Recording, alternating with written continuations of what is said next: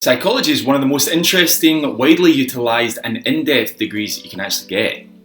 However, what exactly do you need to know if you're about to undertake your first psychology degree at undergraduate level?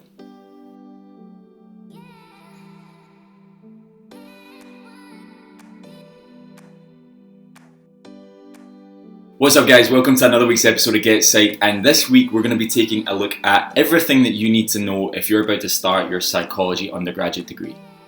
I'm going to go through the kind of ups and the downs of a psychology degree, and at the very end of the video you're going to want to stay tuned because I'm going to give you my top tips on actually how to survive and thrive in your psychology undergraduate degree. The first thing I want to say is that psychology, of course I'm being probably a little bit biased here, but psychology is an amazing topic. It's an amazing degree to actually study and to utilise if you're going into the world of work.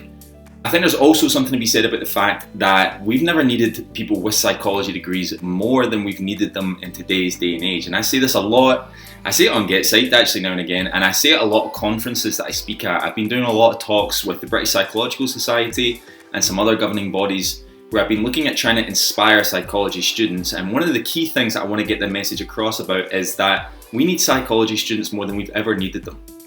So when we're looking at how to actually survive and thrive in your psychology undergraduate degree, there are a couple of things that you need to be aware of that are applicable for anybody starting at an undergraduate degree. There is of course more autonomy when you're studying. Now this can be good and it can be bad. One of the most attractive things for people going into undergraduate degrees after high school is that they get that sense that they have a lot of agency. They get to do their own studies, they study topics that they're interested in. They don't necessarily feel constrained by schools or by teachers necessarily. So that can feel quite good. That's quite nice to know that you've got a huge amount of autonomy for your own learning.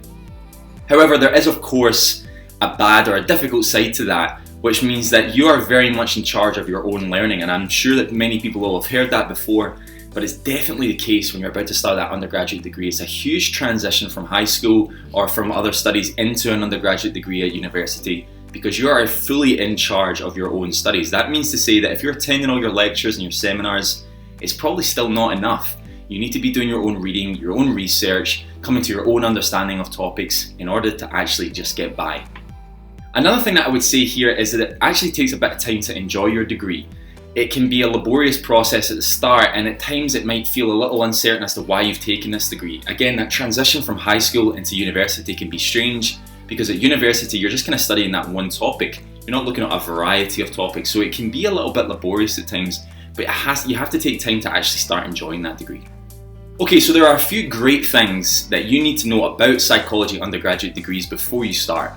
Psychology is a transferable degree. That means that there are a huge number of options for anybody that gets a psychology undergraduate degree. Now I mean that within psychology and out with. So if you're not that keen on being a psychologist after your psychology undergraduate degree after you graduated, that's still okay, because psychology degrees can actually be widely utilised in different occupations. Things like human resources, things like working in the armed forces, in the police service, teaching. There's so many different occupations that are available for people that actually take and have a psychology undergraduate degree that don't want to pursue a degree in psychology.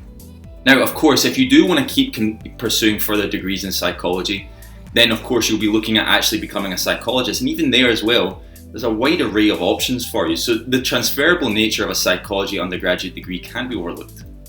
Like I said earlier as well, there's never been a better time to be a psychologist. There's never been a better time to actually have a psychology degree.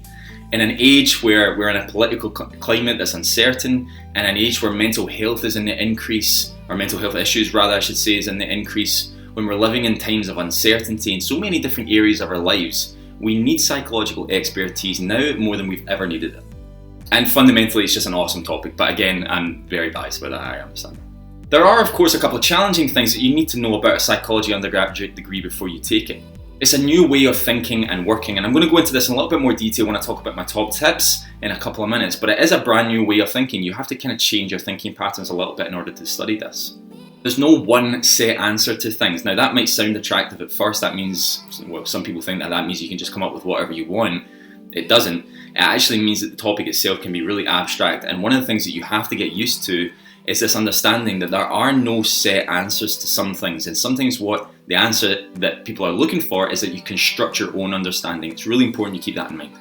There's also something to be said about actually studying psychology that requires you to contribute to learning rather than just review the learning. Now, there's a huge difference there. And then as you start an undergraduate in psychology, you will be doing a lot of reviewing of learning or reviewing of information that's already out there, and that's absolutely fine.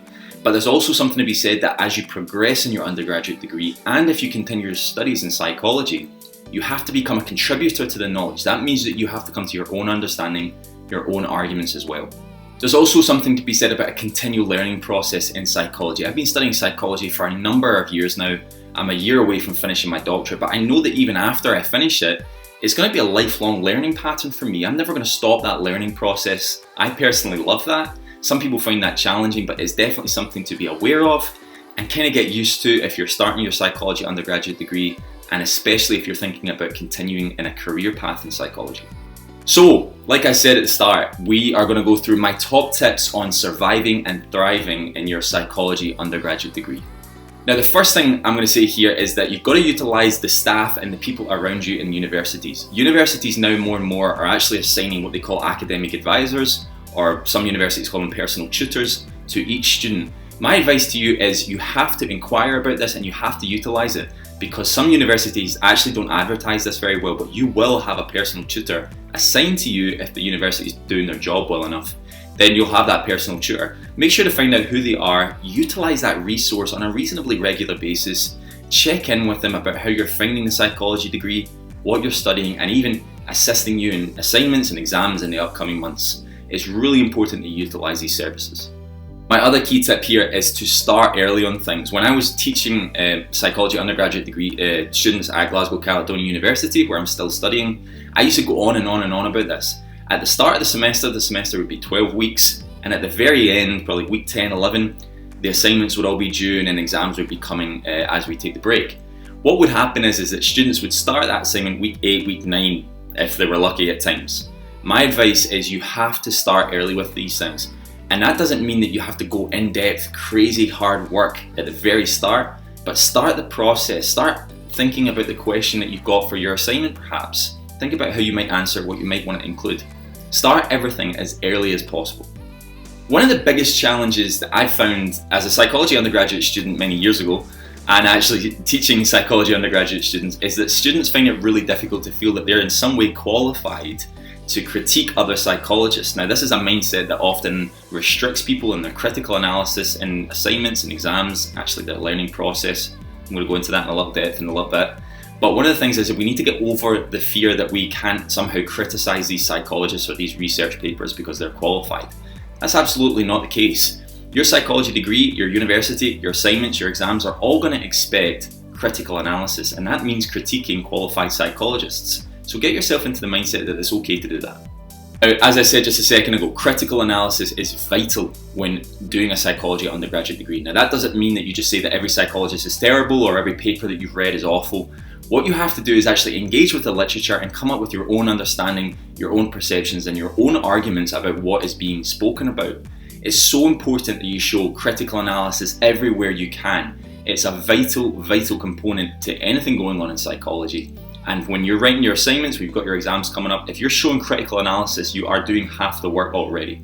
Another thing that you need to appreciate is that if you're wanting to be a psychologist and have taken a psychology undergraduate degree, it does not mean that you're a psychologist when you graduate in the undergraduate degree. If you want to go on to become a psychologist, you're going to eventually have to be considering doing a doctorate. Now, the reason I bring that up is because it's really important that you consider that before you start. If you want to go into teaching, like I said earlier, you want to go into human resources, for example, and you feel that the psychology degree is a good foundation for that, then that's great. But know this, that if you're going to become a psychologist, it is going to take more studies after you finish your undergraduate. One of the key things to be aware of, and this is always a conflicting thing for psychology students, especially undergraduate students, and I can relate to this, I've done this in my doctorate as well, you will have a statistical component to your psychology undergraduate degree. Now, that's going to likely come in the form of SPSS, which is a computer software that helps with quantitative research to actually come up with significant values and a lot of things. SPSS can be a bit of a minefield, but it can be something that you can adopt and that you can learn. And I think what happens often, I've taught SPSS before and I've learned it obviously. One of the biggest challenges for students in SPSS is a belief that they can't do it. The rules still apply with SPSS and quantitative research and statistics in psychology, that you have to do your own learning. You still have to be the agent to your own development in your understanding of this topic, and the tutor is only going to be able to do so much for you. Now that can strike fear into people because they think this isn't what I did my psychology degree for. But know this, you can do SPSS, you can do the statistics. Just invest some time, read up on Andy Fields. He's got some great YouTube videos as well actually on SPSS, and just get immersed a little bit in the statistical component. Be aware though that you are going to have to do it. There's something here to be said as well about in psychology, the more you know and the more in-depth your understanding is, the better you're going to do in your degree. It's going to be a really hard topic, a really hard degree to cram for exams and for assignments if you haven't been doing work throughout the whole year. You have to have a consistent pattern of learning. And that can actually be really enjoyable because it's not just so much about saying this person said this person said that. It's about constructing your own understanding, and that can be a really exciting process actually. Another thing I want to say is about the extra stuff. I always tell psychology students that they can go the extra mile. You'll be so surprised about how psychologists and psychology organisations are willing to take on young, enthusiastic people that are learning psychology, perhaps keen to go into psychology. Go the extra mile, attend conferences. There are student bursaries everywhere. Some conferences actually even allow students to come for free. Network as much as you can. Maybe even think about presenting at some of these conferences, doing poster presentations, anything to which you can network more. I did that a lot in my psychology undergraduate degree, and I'm still experiencing the benefits of it. Okay guys, so thank you so much for watching today's episode of GetPsyched. This week we've been taking a look at everything that you need to know in order to survive and thrive in that psychology undergraduate degree. I'm sure that many people will be starting their psychology undergraduate degrees at the end of this summer, so hopefully I've given you everything that you need to know in order to do really well in that degree. If there's things that are missing that you think, or there's questions that you have, make sure to comment on the video. You can also reach out to me on social media, on my Instagram primarily. If you want to DM me there, you can ask me some questions. I often do Q&As on Instagram too, where a lot of psychology students ask me questions, so you can do that there too. Again guys, thanks so much for watching this week's episode of GetPsyched. If you've been enjoying the videos, then make sure to hit that subscribe button. You can hit that little bell next to the subscribe button and get weekly reminders every time I upload, and hopefully I'll catch you next week.